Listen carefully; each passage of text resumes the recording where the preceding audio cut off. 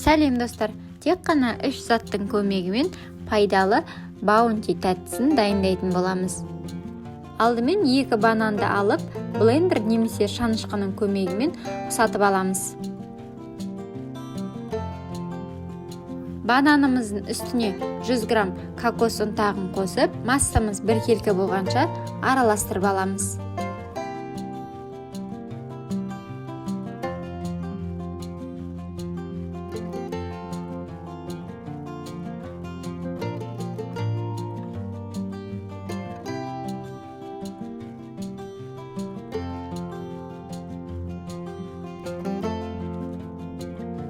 Енді алақанымызды сулай отырып, грек жаңғағының көлемінде етіп, орташа конфеттер дайындаймыз. Барлық конфеттерді дайындап болған соң, мұздатқышқа 30 минутқа жібереміз. Конфеттерді салған ыдысқа салафан немесе пищевой пленканы жаюды ұмытпаңыз. Сол кезде мұздатылған конфеттерді алуға оңай болады. Енді 100 грамм шоколадты су моншасында ерітіп аламыз. Шоколад ери бастаған кезде жылдам судан алып тастаңыз. Себебі ұзақ тұрып қалса, шоколадыңыз одан бетер қатып кетеді.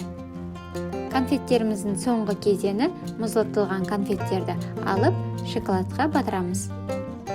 Конфеттерімізді шоколадқа батырып алған соң, артық шоколадтан арылу үшін 1-2 минут ауада ұстап тұрыңыз.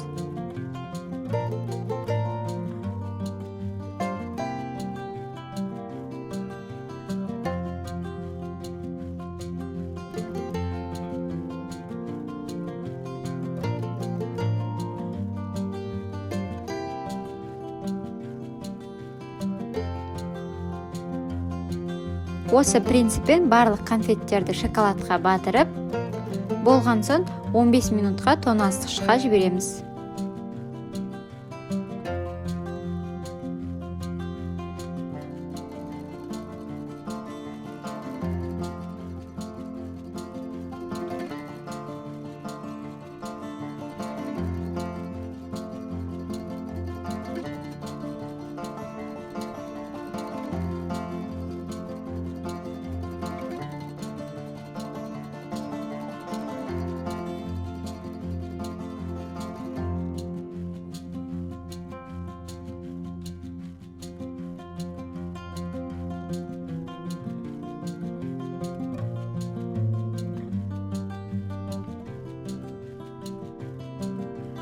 Осымен біздің конфеттеріміз дайын. Конфет өте дәмді, әрі бұндай конфеттерді балаларыңызға қорықпай ұсынуға болады. Сіздермен бірге болған Асылжан, астарыңыз дәмді болсын. Келесі көріскенше сау саламатта жолығайық.